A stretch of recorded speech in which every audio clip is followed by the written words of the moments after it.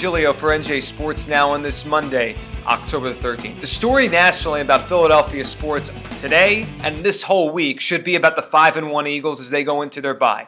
A 27-0 demolition of the New York Giants on Sunday Night Football, in which they dominated in every facet of the game and now head into an off week as a big-time contender in the NFC and the NFCs. That should be the story. But instead, the story today is perception for one night becoming reality. The city of Philadelphia, their fans have a perception that they hate. And the perception nationally is that they're just mean and kind of just awful people who root for these teams and do it in a way that's crass and just not nice. And just not the kind of people you want to hang out with and watch games. And I know Philadelphia fans resent that because it's just a few bad apples that spoil the bunch sometimes. A few bad apples that maybe booed Santa Claus decades ago or maybe cheered, maybe didn't when Michael Irvin broke his neck. Those things aside, it really has cast a cloud nationally over the perception of Philadelphia sports. On Sunday night, that perception for one night, fair or not, became reality again.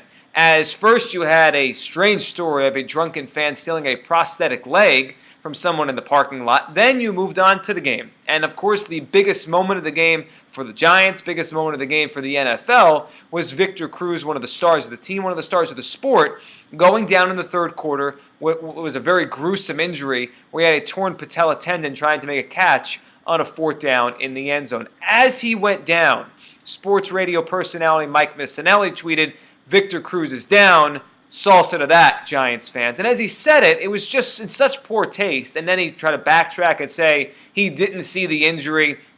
He didn't know Cruz was injured. And anyone who's paying attention knows he's just trying to save face now. Clearly, anyone that was watching saw exactly what happened and saw a player that went down. Then you had the New York Daily News on Monday morning showing an Eagles employee cheering, and the way it looked made it look like he was cheering Cruz's injury when there's no way to tell at what moment that photo was taken, and what he was excited about probably was the incomplete pass on fourth down before anyone realized Cruz wasn't getting up. The perception in Philadelphia usually is unfair. It usually doesn't match the reality. And last night, I was in that building. The reality was Eagles fans showed support for Cruz. Eagles players showed a ton of support for Cruz, but don't forget the fans. As he was being carted off, as he was crying, as NBC watched Victor Cruz go into the tunnel, Eagles fans showing support through supportive claps and cheers for Victor Cruz. That was the reality last night.